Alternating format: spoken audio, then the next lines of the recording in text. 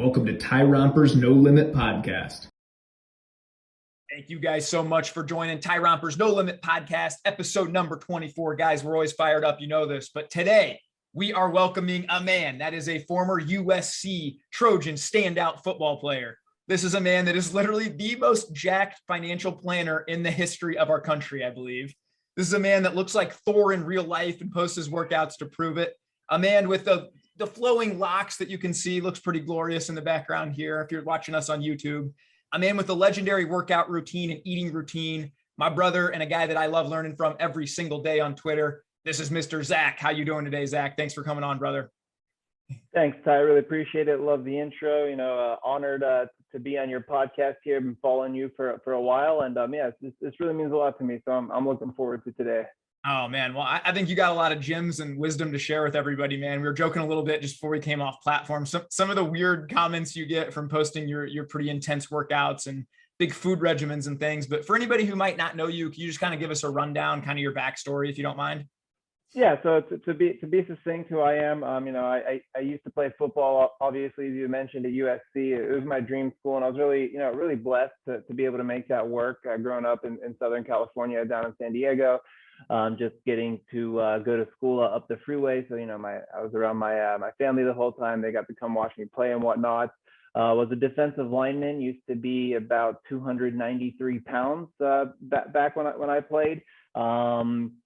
That's really where a lot of my interest in nutrition and lifting kind of grew exponentially from. I'd always had an interest in lifting ever since I started in high school, but once I had the benefit of training with world-class coaches, my interest just really took off. I remember a time, multiple times, I was yelled at to leave the weight room because I would injure myself if I was training too much. But I was determined. I was small, compared to other D linemen. So I was like, I'm fighting an uphill battle here. But yeah, then after my college career ended, I decided I'll try and go pro. Did a little bit of arena indoor football. Didn't get too far with it, and determined that it was the proper time to not fall back but fall forward on my finance degree. And that's why I'm a financial advisor now. Still lifting all the time, still trying to eat foods that I find to be nutritious. I know other people may disagree with me, but I think proof's in the pudding. It's working for me. So I don't think anybody could look at you and your physique and say it's not working for you, man. You literally look like just a jacked, like a statue, my man. Some of these statue accounts on Twitter, we kind of joke at, you actually are a statue, man. Nice. Maybe I'll be a statue for next Halloween or whatever. I'll paint myself, body paint white all over, Yeah, I would like that look, man. Well, can I kind of go back into a couple things? And so you grew up in SoCal, right? And did you always have an interest in sports or team sports, or when did that kind of become a big thing in your life? I was always a huge football fan. My dad, he was a football player. He played in college, semi-pro. He's from the Pittsburgh area, so they bleed black and gold out there. So I just grew up around the game, and something that I always really loved. And so I knew I wanted to play for as long as I could. So that's kind of my football background. It's simple, just always there, and I think it's the coolest game out there. So. What was that like getting recruited from USC? I mean, USC, we're talking like who are some of the guys you played with on that 2010, 2012, some of those teams? Well, to be honest, I wasn't really highly recruited by them. They never even offered me a scholarship. I was looked at more by like 1AA schools, Division II schools, and turned down the scholarships there. And I decided I'd walk on at FC because I was stubborn. I needed to have things my way. So I figured the defensive linemen have the easiest playbook to learn, and since I have such a large body, that's how I'm going to make it onto the field and get to play. And so yeah, it was a really hard battle, and I made it work. Got to play, travel around the whole country, so it was awesome. It's hard to put into words how that experience was, because I was literally living my dream, and there's the extra satisfaction of making it happen on my own terms. That's amazing, man. I think there's so many takeaways you can take from that is, you know what, if a door closes, you're not going to be denied. You're going to break down another one. You're going to find a window. You're going to get through it. What was that like then when you sign up at USC and you walk on and there's these other, I mean, we're talking about literally the most recruited players in the world. What's the average lineman there? Probably 320, 330. Oh yeah, a lot of them are over 300 pounds. I mean, like I said, as a defensive tackle at 293 pounds, these other dudes are 300 something pounds. And then I'm going up against O linemen, and they're bigger than the D linemen a lot of times. There's some dudes that I have to go against that were like 340, which that's higher than the mean. But I would say around 310 to 320, you could say is a good average size offensive lineman at that level.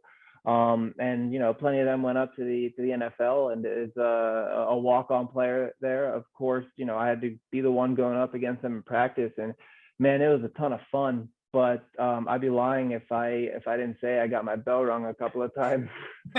That's kind of a cool thing though, right? Because that's how you're going to learn and get better. And then for you to keep getting back up, I'm sure that like those lessons have stuck with you forever, man. Oh yeah, definitely. I mean, like when you're in a situation where you're fighting an uphill battle and you have these coaches that are just absolutely tough on you, and you have these other players that are going tough on you, and then you get out into a different situation in the real world, it's like, man, it's like this is on easy mode. Like at my job, I might have a prospect that doesn't want to come on board. I'm like, there's not really any pain when somebody tells me no. It doesn't compare to getting a hard helmet to helmet hit from a future round one draft pick. So I feel pretty well prepared for life from having the opportunity to play ball at a high level. And you make a really good point right there, and one I kind of want to touch on. And I think so many people live their life in this sort of comfort area, right? Like we grew up in a society where, let's be honest, anyone watching this probably has a climate controlled home. It's always between 68 and 72. They got a warm shower, they got a warm bed, ample food to eat. There's not much that challenges us unless we seek those challenges. And unfortunately, I think a lot of people in our society don't necessarily seek those on their own. And so then when they do get out in the real world and the client tells them no, they've never experienced any adversity. And, one of my favorite quotes all time, I don't know if UCLA was you guys' rival, but my favorite coach ever is John Wooden from UCLA. And he said, nice. Adversity introduces a man to himself. And I've certainly seen that in my life, how all of the hard things that have happened have actually just prepared me and made me better. And it sounds like that's kind of the case for you as well. Oh yeah, exactly. I mean, I've had so many instances in my life, not just football, where I've been in a really adverse situation, and you can either fold and feel sorry for yourself, or you can tell yourself, I'm gonna man up here. I'm gonna power through this, and what doesn't kill you makes you stronger. So I think a lot of these problems we have nowadays, especially in this great country, we're fortunate to have. Other people don't have these problems in different countries, and if they saw us calling it a problem, they'd be like, "Are you kidding me? You have opportunity A versus opportunity B. One's just worse than the other." So yeah, it's been a good life full of adversity, but I see the adverse situations as opportunities. I think that's what separates, really, to be honest, winners from people that aren't successful in our country nowadays. And yeah, I like how you said that, man. The 5G going out for 10 minutes ain't a real problem. Being stuck in traffic for 5 minutes because there's a wreck, that ain't a real problem, but some people will just stress out, let that ruin their day, whereas I don't know, it's not an actual, not having food, not having water. These are actual problems that exist in our world today. But we're just so used to that kind of coddled lifestyle that I think we're kind of immune to that. Yeah, we are. So I think, more people need to take a step back and look and see how blessed and how fortunate they are. Yeah, I definitely agree, man. Well, so then USC's over and you graduate, and the goal is to then try and keep going, play pro, do whatever you can. So did you play in Canada, or where'd you kind of go from there and kind of walk? So I just played in it's called the Indoor Football League, which is now usurped the Arena Football League, which folded again. And then I did a little arena as well. Did that for just like a year, and not much came out of it, but I got some money from it. So technically I could say that I played pro football and checked that off my list, but nothing too impressive. I remember one particular day, I came home to my girlfriend, now wife actually, And I was like, yeah, I think my football career is done. And she's like, well, why are you being so negative? It was I think they're called the LA Kiss. It just brought me in, and I was like, so it's day number 2, and I'm feeling good. And all of a sudden, this new guy shows up who plays my position, who just got cut by the Dallas Cowboys. And I have to be honest. Like, I cannot hold a candle to this dude. He is so amazing. There's I'm a pretty positive guy, but like, you got to be real sometimes too. This guy was so good. I'm like, yeah, there's no chance. I'll give it my hardest shot, but I don't think it's gonna work out. And it didn't. And at that point, I'm like, all right, it's time to start building a career and thinking of our future and doing what's right for us. So That's awesome, man. And to say that you got to that level, I mean, dude, you're in the top 0.01% probably of guys who reach that pinnacle. Can I ask a question? Do you make enough, like in those arena football and stuff? Can you actually, like, if you played that for 10 years, could you make a living just doing that? Or do you not make enough?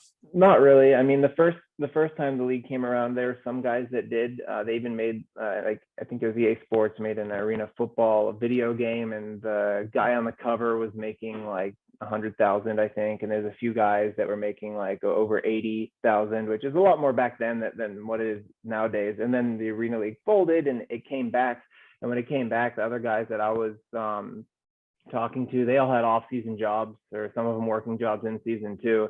Yeah, it wasn't something you could do long term. It's really, you go there and you get your film and you try and get up to the next level. So yeah. So you had that realization. Yours came much sooner than mine. My dad had me convinced I was going to play in the NBA, but if you can't tell, I'm like 5'10" and I'm pretty white, although I'm tan. Bro, I remember playing in a all-star basketball thing in the summer, and just going up against this kid who was like 6'4" I'm guarding, and just, I go to jump and he's already down and back up again. And I remember being like, it don't matter that I practice ball handling 6 hours a day. Like, I just can't do anything against this kid, like it doesn't, the work ethic at some point, the talent level kind of trumps it, Oh, definitely. There's some people just so talented. Like, there's a great quote that it doesn't take any talent to hustle, but you can only take that hustle so far. Some of these guys with the talent plus the hustle, man, they're just unstoppable. Yeah, man, that's for sure. So you make that really good decision. Then you kind of, now your future wife, right? And so do you guys kind of settle? Are you still in the California area? Oh, we're in New York City now. So we lived in California for a little bit after we got married. Well, actually, no. We lived in California for 3 weeks after our wedding, and then we came over to the East Coast. But we were down there together for over 5 years. I think it was about six years in California total before we moved out here. Nice, man. I saw recently you were back at USC, kind of going all around the stadium, getting some high fives and whatnot. That yeah, man. Oh yeah, we still get back out there for the football season, and yeah, being a former player has its perks. So it was cool. We got to take my son, or our son, to his first ever sporting event, which was great. That it was a USC football game. He got to be on the sideline and up close with the players, and yeah, it was a real treat. That's awesome, brother. That's so cool. So can you talk a little about your workouts now, and kind of what your Twitter, I know you have over 10,000 people, and you said you just kind of started it to kind of document what you were doing with no real intent of growing. But I mean, a lot of people resonate with you. I do. I see you posting a lot of these things. I learn from you a lot. So can you kind of talk a little bit about that journey and what it's been like after football and your workout regimens? Of course. So when football ended, I still had that love, that passion for the weight room and improving my nutrition. And when you're young and still relatively fresh out of college, you got all the time in the world. I'd be in the gym usually 4 or 5, sometimes even 6 days a week. I was focusing on what I was eating, what I was consuming. And I realized, I'm not always going to be able to be in the gym 4+ days a week. It's not realistic, but I'm not going to be an excuse maker and say I can't get to the gym at all. So I started going from a more athletic training type style to a 3-day-a-week full body style. And even in that full body workout, I kept it pretty, short, sweet, to the point, to make sure I was hitting all the major muscle groups, and, a lot different than the training that I used to do. And it was kind of hard at first. not physically. Physically it was easy. Psychologically, I felt like I was, underworking, but I was seeing these great results. And like I said too, I was 293 pounds when I started, and when I started focusing on nutrition, the weight started melting off. And so I'm like, all right, let's fast forward a few months later. Now I'm a lot leaner, thinner. I got a 6-pack. I'm only in the gym 3 days a week. My nutrition's on point. Like, this is sustainable long term. And so for years now, I've mainly been on this 3-day a week in the gym. There's some weeks I'm lucky I can be there 4 days. There's sometimes, I'm on vacation. I'll be there 0 days, maybe bang out some push-ups before I take my shirt off on the beach, whatever. Generally just 3 days a week, and then being consistent with my nutrition. And then as far as Twitter, I didn't have this Twitter that I run now until I think like October 2020.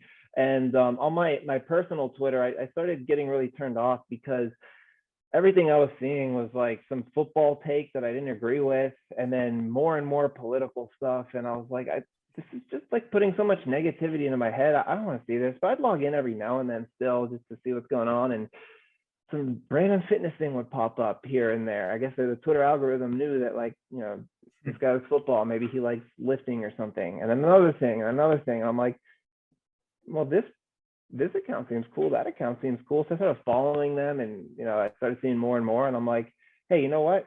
I think I probably know, the same, maybe even more than some of these guys, from my experience that I've had in my research. Maybe I'll start my own account.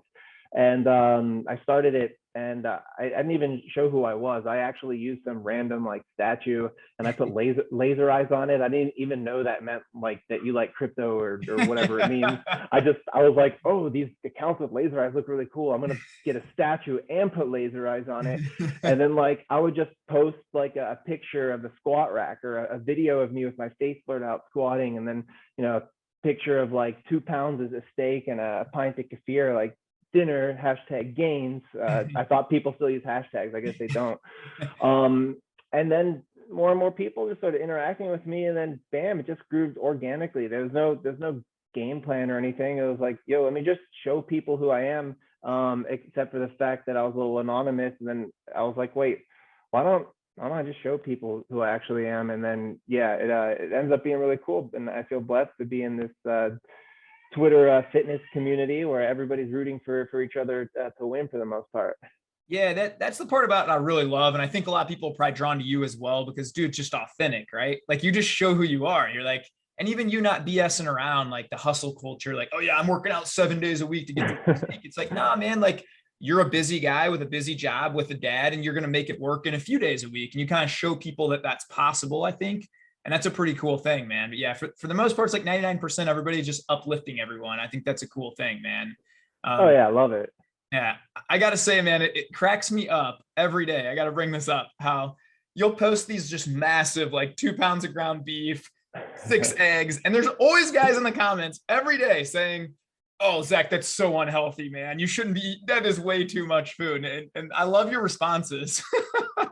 Because you're always like, dude, I weigh 265, I'm 6'5", like, you weigh 100 pounds less. So yeah, that's probably not right for you, but it is right for me, Oh yeah, like I was actually surprised that all the like hate that people give towards my meals. Like they say all the time that that's way too much food. I don't believe you ate all of that. Like, oh, you can't have that much protein in one sitting. Or like some people think it's unhealthy because of their research. And I respect their opinion. Like if they think it's unhealthy, fine. I'm not putting it up and directing people to eat what I eat. I'm just showing people what I eat. And some people seem to like take it personally. And get they get really mean, and I'm just like sitting there sometimes like laughing, like reading these tweets to my wife, like, this person wants me to die because I eat ground beef and eggs. Like, I'm gonna keep them in my prayers tonight, because they need it, obviously, if they're gonna wish bad upon me because I eat ground beef and eggs. Like, the heck? Like, so it's wild, funny, man. Some of those people are wild. I always joke that, like, if I'm eating an apple and I take a picture, I'm instantly labeled anti-pear. And then I have somebody telling me I'm an idiot because I don't eat peaches. Peaches are optimal, and it's just like, some people, man, they log on there and they project their own stuff. But you stay winning, man. You always rise above it. And I always appreciate that too, because you're a big time encourager, man. And I know you help other guys kind of with their fitness plans and stuff too. Can you kind of talk about that journey as well?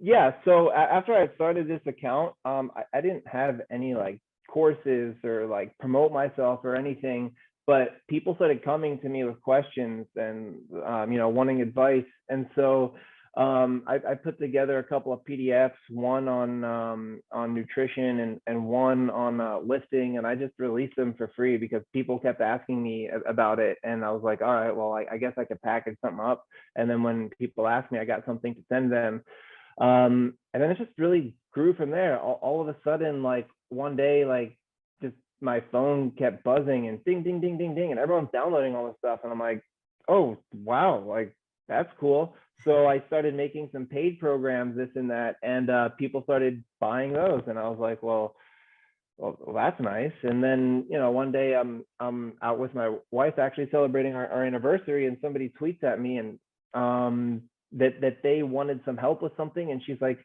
why don't you just start offering people consultations, and then you guys can Zoom or call or whatever. So I'm like, all right, I'll put it on there.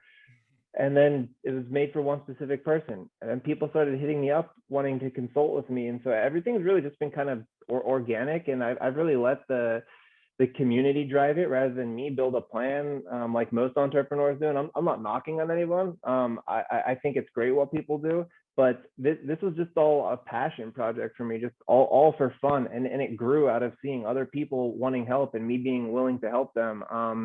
So yeah, now I, people send me a video of their form, and I'll critique it for them, or I'll set Zoom calls with people and we'll go over it.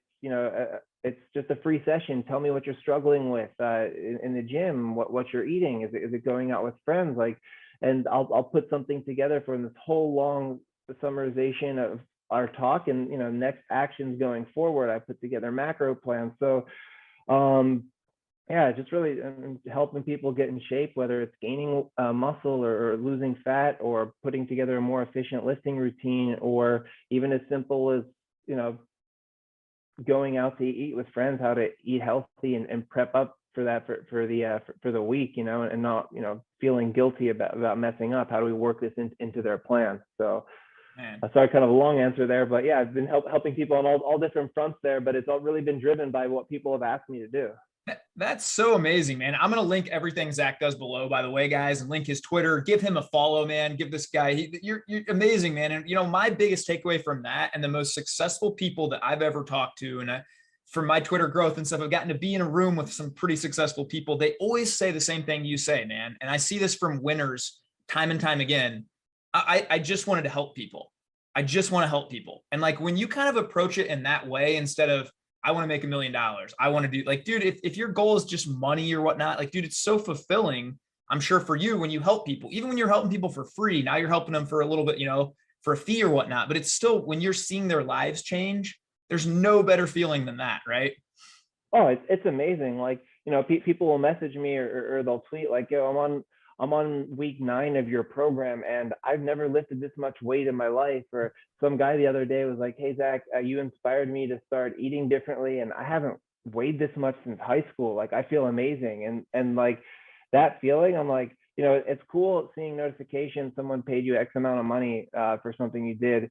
But when you realize you made a positive impact on somebody's life, and maybe that's going to help them live longer, or maybe that's going to help them play with their kids or something, it's great. And what goes around comes around. And so just having that feeling of helping people become the best version of themselves is incredible. That's amazing, man. And yeah, you hit the nail on the head. I think that ripple effect, you could change a dad's life or somebody there. I mean, that could affect the way he gets to play with his great grandkids, and how they remember him. And maybe he affects then his family, and his children get really into fitness because he got into it. I mean, I know, like, the only reason I lift and run and stuff is because my dad lifts and runs and bikes, and he was really active. And so it's neat that then now my daughter's 6.5, dude. We do circuits together. Like, we go out. She went on an 8.5 mile hike with me here not that long ago. At 6.5. Wow. Like, I love getting to pass that gift down, and I feel like you getting to kind of teach men how to do that'll last for generations, man. That's how you really change the world. That's awesome, man. I love to hear that. Thank you. I appreciate it. Now, how old is your son, if you don't mind me asking? 14 months. Oh, dude, you're getting to the really fun age, brother. A lot of babbling, calls everything and everyone mama, walking all around. And what's really cool is he can squat and go back up. So like we can stand there and actually do squats together. So it's really cute. That's amazing, dude. That's so awesome, man. It gets more fun and more fun. Is he sleeping through the night like a champ too? Yes and no. I mean, there'll be times, my parents will ask me, hey, did he sleep through the night well this week? Like, oh yeah, it was great. And my wife would be like, what are you talking about? You just slept through every time he woke up crying. Oh, sorry. The wives are amazing at that, man. Yeah, we wake up and we're like, what a night's sleep. She's been up 4 times, Yeah, they do the heavy lifting. So they really do, man. So can we talk a little bit about, I don't want to get too much into it, but being a financial planner, what do some clients say when you meet face to face with them and you're this just ripped head to toe, 6'5", just beast? I mean, do you think that helps a lot in sales? Do you think that, do you get a lot about that? I often just get asked if I was, a former athlete. A lot of people, since I'm 6'5", will ask if I played basketball, and I'll joke with them that 6'5" is short for a basketball player, but I played football. And then a lot of people do ask if I played football. But on my professional profile for my firm, there's a little blurb that I played. So a lot of people, this day and age, they look you up beforehand. So they'll just ask me questions about college football, especially if they're from Southern California. So it's a pretty cool lead in, and it helps relationships start really warm, which is great because it is a relationship based business. It's based on trust and communication. So it does nothing but help. Even if the person went to a rival school, we get over that pretty easy, and it makes for some great content and banter and conversation.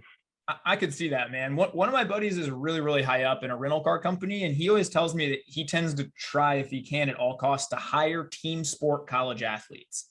And he says, because I know if they play team sport college athlete, number one, they have a lot of discipline. They're going to get their stuff done, because to play at that elite level, you kind of have to be like that. Number two, I know they can get along really well with others and be a part of a team in that environment. So he always tells me, like, as a headhunter and a recruiter for these big companies and trying to bring in these key pieces to companies, that's what he looks for. And so I kind of think that's kind of a cheat code, man.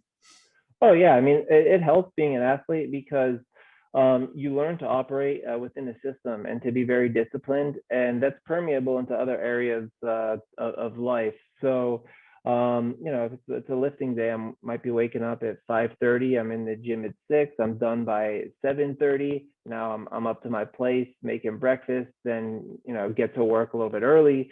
Start sending out emails. Have my day prep rather than just kind of going aloof about it. And then, of course, I might set goals for the days. Like, I have this many people that I need to talk to. And I need to address these issues that I wrote down last night, and I'm going to make sure to get it done. And just like if I was an athlete, all right, I got to do this training and eat this much today and try and hit this weight, blah, blah, blah. So yeah, it really does help in other areas of life. That's awesome, man. I kind of think it's the same sort of mindset to win at sports, win at fitness, win at fatherhood, win at finances, win at your job. It is that same level of self-discipline and self-integrity, I think, because look, nobody else is going to know but you if you just snooze at 5 o'clock and skip the gym that day, right? Right. Then it's going to carry on and keep affecting down the road. And so you've got to have that kind of inner drive, that kind of inner why that, hey, I want to be this kind of guy and have this kind of discipline. And I think that carries over to all aspects of life. Oh yeah, definitely. I mean, I think it's really important to do things and hold yourself accountable when no one's watching, and even if other people don't know, like you said, it, and it's going to affect your success in other areas. Yeah, definitely, man. There was a day for me. This is a little while back, 7-8 months ago, where I told myself I was going to do 500 pull-ups one day, and bro, I was working full time, so I guess it was a year ago at the bank, and I did like 150 in the morning, 150 on lunch break, and I get home, I rip off like 50, but I still got I think 110 to go, and the kids are in bed. It's like 9 o'clock, and nobody's ever gonna know. Like, I could just go to bed, but I promised myself I'm gonna get 500. At the end, I'm doing like 4 at a time, man. It hurt, but I like once I promise myself, I kind of have this thing, like if I'm going to lie to myself, then, what's it even matter? Like if I tell myself something, I got to follow through. How's it going? Oh yeah, 100%. Yeah. Do you have some dad duty coming up there? I hear in the background. Yeah, I might right here. Give me 1 second. I got a couple more things, and I always wrap up with rapid fire questions. Maybe we can go one more topic here and then hit to that, man. But I appreciate the time. Okay, of course.